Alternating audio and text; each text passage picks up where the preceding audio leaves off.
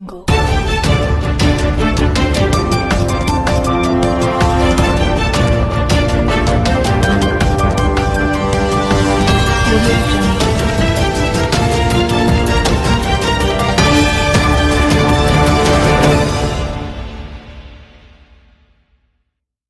Air chief marshal RKS Bhadauria ने शुक्रवार को कहा कि जम्मू एयरबेस में ड्रोन हमले एक आतंकी कार्रवाई थी, जिसका उद्देश्य प्रमुख सैन्य संपत्तियों को निशाना बनाना था।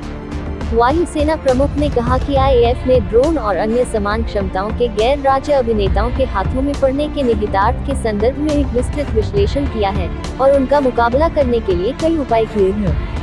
जम्मू में जो हुआ वह अनिवार्य रूप से एक आतंकवादी कृत्य था, जिसने वहां हमारी संपत्ति को लक्षित करने का प्रयास किया। प्रयास अवश्य ही विफल रहा। संपत्ति को नुकसान नहीं हुआ।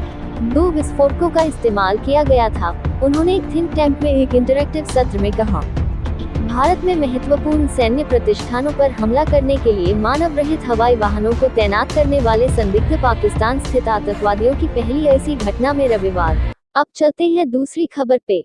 भारत के साथ 59,000 करोड़ रुपए के राफेल लड़ाकू विमान सौदे में कथित भ्रष्टाचार और पक्षपात की अत्यधिक संवेदनशील न्यायिक जांच का नेतृत्व करने के लिए एक फ्रांसीसी न्यायाधीश को नियुक्त किया गया है, फ्रांसीसी खोजी वेबसाइट मीडियापार्ट ने बताया। विकास के बाद कांग्रेस के मुख्य प्रवक्ता रणदीप सुरजेवाला ने शनिवार को प्रधानमंत्री नरेंद्र मोदी से आगे आने और राफेल सौदे की संयुक्त संसदीय समिति JPC की जाँच का आदेश देने का आग्रह किया। राफेल सौदे में भ्रष्टाचार अब स्पष्ट रूप से सामने आ गया है। फ्रांस सरकार द्वारा जांच के आदेश दिए जाने के बाद आज कांग्रेस पार्टी और राहुल गांधी के रुख की पुष्टि हुई है। हालांकि भारत सरकार या भाजपा की ओर से तत्काल कोई प्रतिक्रिया नहीं आई। मीडियापार्ट ने कहा कि 2016 में हस्ताक्षरित अंतर सरकारी सौदे की जांच औपचारिक रूप से 14 जून को खोली गई थी। विवादास्पद सौदे पर नवीनतम विकास पर मीडियापार्ट ने रिपोर्ट किया। 2016 में 36 डसॉल्ट निर्मित राफेल लड़ाकू विमानों की भारत को 7.8 बिलियन यूरो की बिक्री पर फ्रांस में संदिग्ध भ्रष्टाचार की न्यायिक जांच खोली गई है। इसने कहा कि जांच राष्ट्रीय वित्तीय अभियोजक कार्यालय PNF द्वारा शुरू की गई है। फ्रांस के राष्ट्रीय वित्तीय अभियोजकों के कार्यालय द्वारा न्यायिक जांच का आदेश दिया गया है। अप्रैल में मीडियापार्ट की ताज़ा रिपोर्ट के बाद सौदे में कथित गलत कामों के साथ साथ फ्रांसीसी गैर सरकारी संगठन शेरपा द्वारा दायर एक शिकायत। अब आते हैं आज की आखिरी खबर पे।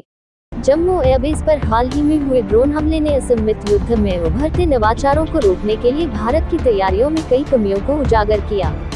हालांकि यह ध्यान देने योग्य था कि कुछ एजेंसियां रूप से यह घोषणा करने के लिए सामने आई कि देश के भीतर ड्रोन विरोधी तकनीक पहले से ही उपलब्ध है और रक्षा बल उनका उपयोग नहीं करने के लिए पूरी तरह जिम्मेदार है।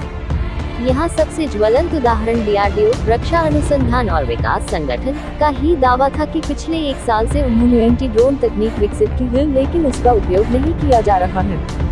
इस सप्ताह की शुरुआत में जैसा कि रिपोर्ट किया गया है, DRDO प्रमुख जी सतीश रेड्डी ने मीडिया को बताया था कि उनके संगठन द्वारा विकसित काउंटर ड्रोन तकनीक में न केवल तेजी से पता लगाने की क्षमता है, बल्कि सुरक्षा के लिए खतरा पैदा करने वाले छोटे ड्रोन को भी रोकने और नष्ट करने की क्षमता है।